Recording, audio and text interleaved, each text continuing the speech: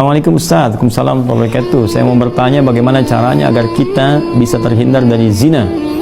Ya, dan apakah kalau saya bertobat dosa zina saya yang lalu bisa diampuni Allah Subhanahu wa taala? Saya senang sekali dengan pertanyaannya. Ya, saya mau bertanya bagaimana caranya agar kita, berarti Anda dan saya kan, kita semua bisa terhindar dari zina. Nah, itu bagus sekali untuk kita semua karena banyak potensi-potensi yang bisa menjerumuskan kepada itu. Ya, baik misalnya dari zina mata, zina telinga, zina mata melihat hal-hal yang nggak pantas untuk dilihat, ya, kebiasaan-kebiasaan yang buruk, kemudian zina telinga mendengar kalimat-kalimat yang kotor yang mengarahkan pada hasrat seksual pada tempat yang tidak benar, ya, dan perbuatan-perbuatan yang juga sekarang banyak sekali perangkat-perangkatnya. Semoga Allah hindarkan kita dari itu.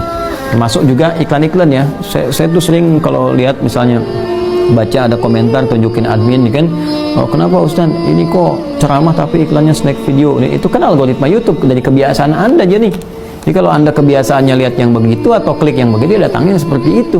Tapi kalau Anda kliknya misalnya yang baik-baik, ya, atau iklannya muncul ketika ada, itu kan dari kebiasaan Anda buka kan, itu algoritmanya tersusun dengan kebiasaan kita buka laman apa dan sebagainya. Jadi Anda sendiri sebetulnya yang mengkreasikan itu. Jadi mengkoreksi untuk membuka sesuatu itu yang benar sehingga nggak datang iklan-iklan yang nggak diharapkan, gitu kan. Baik. Lalu apakah kalau ada ini si fulan atau fulan yang bertobat dosa zina yang lalu bisa diampuni? Insya Allah, bahkan jelas ayatnya. Quran surah ke-39, ya, Az-Zumar ayat 53. Dan ini kan turun ketika ada seorang ingin bertobat dari dosanya, ya, dan ini dosa besar gitu kan. Bahkan ada ayat menyebutkan dari zina. Ya, apa yang disampaikan Allah di sini? Qul ya ibadiyalladzina asrafu ala anfusihim la taqnatu min rahmatillah. Ya, innallaha yaghfiru dzunuba jami'ah. Ya, wahai hamba-hambaku, masih disebut hamba, dianggap hamba, diaku hamba oleh Allah Subhanahu wa taala. Ya, kata Allah, "Hei hamba-hambaku, katakan Muhammad SAW kepada hamba-hambaku yang israf berlebihan." Jadi israf itu udah standar tertinggi dalam dosa. Ya, jadi ada khata, nanti ada al-afu pasangannya, ada dzambun, ada ghafir pasangannya. Ghafir Quran surah ke-40 misalnya ayat 3, ghafiriz dzambi wa qabilit taubi. Kemudian ada naik lagi dzunubun, ada ghafar pasangannya seperti surat Nuh ayat 10, faqultu astaghfiru rabbakum innahu kana ghaffar. Ada ghafur. Kalau naik lagi dzunubun ma'a zulmi, jadi khataun, dzambun, dzunubun ma'a zulmi pasangannya ghafur. Kemudian israf pasangannya rahim. Ya, israf pasangannya apa? Rahim. Makanya disatukan di Al-Baqarah ayat 286 kan, Rabbana la tu'akhidna in nasina aw akhtana khata, Rabbana wa la tahmil 'alaina isran kama hamaltahu 'alal ladzina min qablina. Itu dzambun dan dzunubun ma'a zulmi. Rabbana wa la tuhammilna ma la taqata lana bi, seperti israf. Wa'fu 'anna, al-'afu, waghfir lana, ghafir, ghaffar dan ghafur, warhamna, rahim. Nah, tingkat tertinggi ini dosa-dosa besar, seperti zina kan dosa besar, yang membunuh dosa besar. Maka kata Allah, qul ya ibadiyalladzina asrafu ala anfusihim, hai hamba-hambaku yang pernah berbuat israf. Mungkin ada sebagian yang pernah zina, pernah membunuh, dosa-dosa besar, ya, pernah korupsi, mau tobat dan sebagainya. Masya Allah, ya, alhamdulillah, dia mau tobat, mau kembali karena mungkin doa orang tuanya, doa sekitarnya, kesadaran dirinya, kan? Kemudian la taqnatu min rahmatillah, jangan putus asa dari rahmat Allah Subhanahu wa taala. Innallaha yaghfiru dzunuba jami'a. Allah akan mengampuni dosa-dosa itu seluruhnya sepanjang kamu mau tobat. Sepanjang mau tobat. Makanya Allah itu sangat menyukai orang-orang yang tobat dan berusaha kemudian kita mendekat kepada Allah. Dan Allah pun berikan jalan sampai titik terakhir dia, sampai nyawa di kerongkongan. Kan yang paling viral itu kisah Fir'aun kan?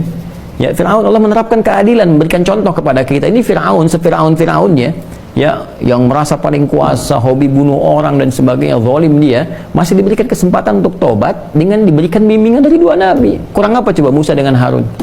Ya, diutus untuk Fir'aun. Ya, idhaba ila fir'auna innahu tagha. Datanglah kepada Fir'aun, dakwahi dia dengan penuh kelembutan. Dia sudah mulai menyimpang.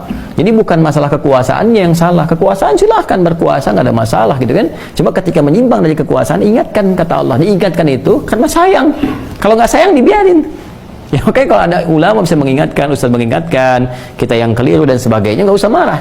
Kan, kalau kebaikan kita terima dengan cara yang baik dan mengingatkan pula dengan cara yang baik, karena kalimat Qurannya faqul lahu qawlan layyina, katakan dengan cara yang lembut, ya, supaya dengan kelembutan itu la'allahu yatadzakkaru aw yakhsha, mungkin dengan kelembutan itu dia sadar, ya, ingat kembali bahwa keliru, dia khawatir, dia takut dengan Allah Subhanahu wa taala. Jadi Firaun pun dapat diberikan petunjuk oleh Allah dengan dua nabi, bayangkan, cuman dianya yang nggak mau. Ya, begitu nyawa ke kerongkongan baru munculkan daya tawar gitu. Itu yang jadi persoalan. Ya, jadi semua punya kesempatan untuk kembali. Makanya saya sering katakan Allah sangat mencintai para pelaku maksiat yang gemar bertobat dibandingkan orang soleh yang tidak pernah merasa salah.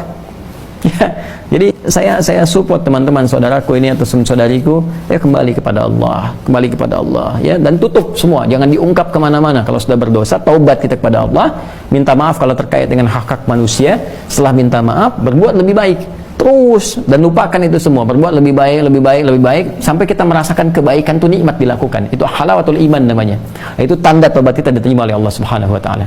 Tanda taubat itu kan ketika kita menyesali, kemudian ada rasa nggak enak untuk mengerjakan lagi atau bahkan mendengar, ya ini saya nggak mau dengar acara-acara gini, sudah nggak suka dan sebagainya. Terus berganti jadi kebaikan, nonton yang bagus-bagus, bacaan yang baik, enak sholat dan sebagainya. Itu tanda taubat kita diterima oleh Allah Subhanahu wa taala.